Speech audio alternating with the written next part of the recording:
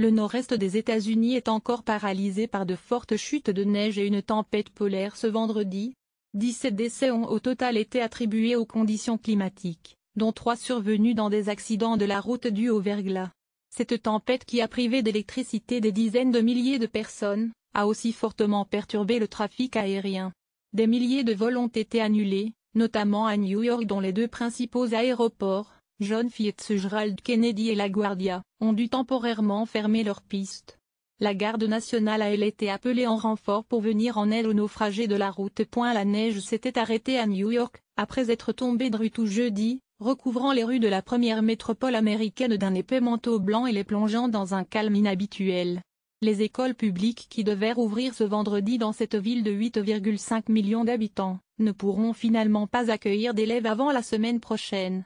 Les gouverneurs des États de New York et du Massachusetts avaient néanmoins mis en garde contre le verglas avec la chute attendue des températures, dans la nuit et devrait rester glaciale tout le week-end.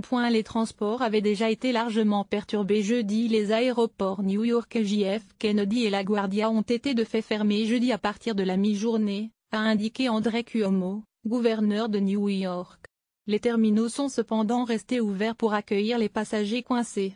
Plus de 3/4 des vols aux aéroports de Newark, dans le New Jersey, et de Logan à Boston ont également été annulés. JFK devait rouvrir vendredi matin, mais les conditions météorologiques ne l'ont pas permis. Les autorités du Massachusetts avaient quant à elles averti que les perturbations risquaient de se poursuivre à Boston. Le site FlightAware a recensé l'annulation de quelques 4200 vols et plus de 2200 vols retardés. De nombreux accidents graves ont aussi eu lieu sur les routes, a ajouté André Cuomo, sans donner de chiffres précis, tandis que de nombreux trains reliant les métropoles du Nord-Est ont aussi été retardés et annulés. Dans la région de Boston, cette dépression a été accompagnée de vagues géantes qui ont provoqué des inondations historiques, selon le gouverneur Charlie Baker. Du jamais vu depuis février 1978. Des rues généralement animées des quartiers de la ville ont été envahies par les eaux glacées. 26 des 78 communes côtières du Massachusetts ont signalé des problèmes d'inondation, selon son adjointe.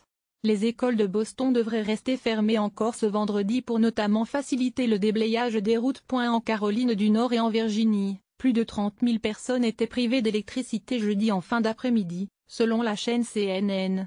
Elles étaient 3 000 à New York et environ 10 000 à Boston, même si le courant devait être en partie rétabli en fin de journée.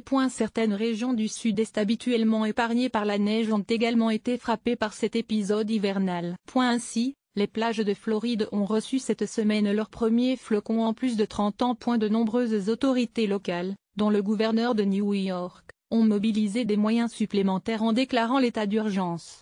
La garde nationale a déployé quelques 500 personnes dans les États de New York, Massachusetts, Rhode Island, Connecticut, New Hampshire et Caroline du Nord et du Sud, essentiellement pour des tâches de sécurisation des routes et des véhicules, selon un communiqué. À Washington, la semaine du Sénat a été écourtée dès mercredi afin de permettre aux élus de rentrer chez eux avant la tempête.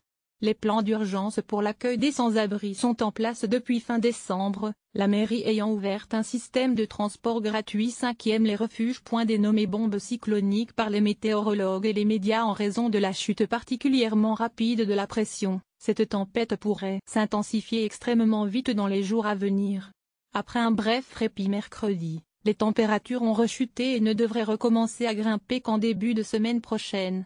Le mercure n'atteindra à New York que 11 degrés de maximal et jusqu'à 14 degrés dans la nuit de samedi à dimanche, tandis qu'à Washington la température tombera aussi à 14 degrés.